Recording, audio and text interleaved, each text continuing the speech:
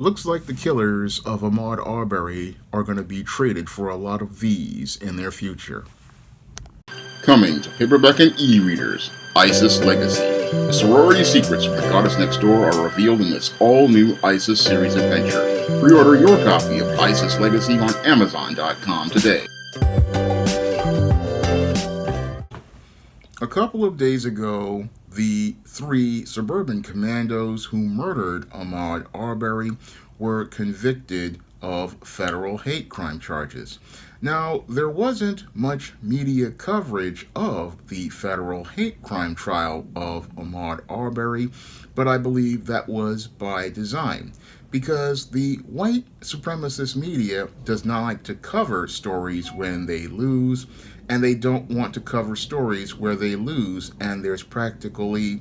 an insurmountable amount of evidence to point that these suburban commandos were the white supremacists most foundational black Americans knew they are. Now, as this trial was getting started, there was an effort by members of the Biden administration's Department of Justice to try to get the three murderers of Ahmaud Arbery a plea deal. But thankfully, the Arbery family found out about this covert deal and went out here and shut it down and made sure that these men got their day in court, and a jury was able to look at all of the evidence of these men's racism that was not presented in the state trial. Now, in the state trial, they did not really bring up a lot of the racism that these men participated in every day, but in the federal hate crime trial, we got to see how much of a racist and a white supremacist all three of these men were. Now, in this trial, as related to hate crime charges, we found evidence that these killers oftentimes used the N word and expressed contempt for black people. And that basically proved the point that these men were out here racially profiling Ahmaud Arbery, and they were only out there because Ahmaud Arbery was a black man, and they wanted to go out here and terrorize that black man to send a message to other black people that they should not come to their neighborhood. So basically, this whole incident with Ahmaud Arbery for these three white men was a modern day lynching, and their motivation for confronting Ahmaud Arbery was again about terrorizing a black man and letting him know not to come in their neighborhood, and then they went to murder that black man to send a message to other black people. So that basically constitutes a hate crime under federal hate crime standards. However, many in the Biden administration, a leftist group, they didn't want to go out here and ensure justice for black people. So the Biden administration continues to show its contempt for foundational black Americans with things like this whole federal hate crime case of Ahmaud Arbery, and that should give black people pause before they go to the polls, because if the Biden administration would try to make a plea deal with a group of white racist suburban commandos, then most black people need to really think about who they're voting for, because if that Department of Justice would not give you the tangible of justice, then maybe you need to start thinking about voting for another candidate. And that's something most black people really need to think about, because again, this whole case again could have easily been a travesty of justice if the Arbery family didn't go out here and remain aware. And that's something that I see with this whole trial. Us getting that conviction was about the Arbery family continuing to remain aware and continuing to be vigilant and stay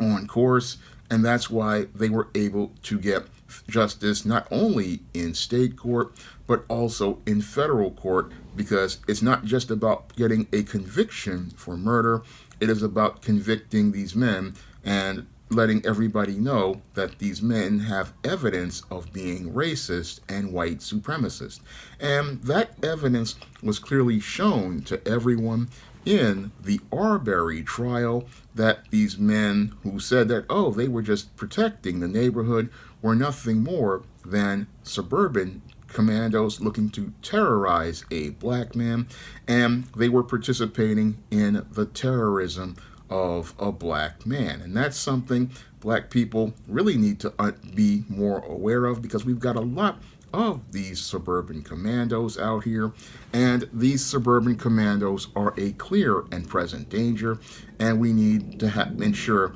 that as American citizens we have laws that are enforced and punishment for these suburban commandos when they go out here and participate in their urban terrorism. And that only happens when black people remain vigilant, and that's something black people have to go out here and continue to keep their eyes on the ball. That's what a B1 mentality is keeping your eye on the ball as related to white supremacy, and not taking things for granted like what happened in the case of Amir Locke. Because in the case of, the reason why Amir Locke lost his life was because black people in Minneapolis fell for the empty symbolic victory as related to the sacrifice of Derek Chauvin, and then those same leftists went out here and tried to go back to business as usual, and that's why sadly Amir Locke lost his life. And the only reason why you can get justice is that you have to stay on the justice system, and you have to continue pushing for justice and continue holding people accountable, because that's the only way we're going to be able to punish these white supremacists who go out here and participate in urban warfare on foundational black Americans. Now, this whole case with Ahmaud Arbery is a great victory, and it's a great victory because of black people keeping their eye on the prize and keeping their eye focused on the pursuit of justice. The only way people will respect black people is if black people go out here and take it, and the only way we take our respect from white supremacy is by showing that we value our lives, and we value our lives enough to continue fighting for them and fighting against a system of white supremacy. Now, if you want to see me make more videos like this, you can donate to my Patreon, my PayPal, or my Cash App by clicking the links in the description box. And if you want to pick up some of my positive black fiction on the SJS Direct imprint, like the ISIS series, the E-Steam series, the John Haynes series, and the books of the Spinsterella trilogy, you can find all those books on Amazon.com in paperback and Kindle format. You can also find them on Smashwords, the iBook Store, and Google Play. That's all I have to say for this video. You can comment, rate, and subscribe. Now available in paperback and e-readers, All About Nikki, a fabulous first season. The Fresh Prince of Bel-Air meets Clueless in this absolutely fabulous African-American 1990s teen sitcom. Get all 13 episodes of All About Nikki, the fabulous first season, in paperback and e-readers today.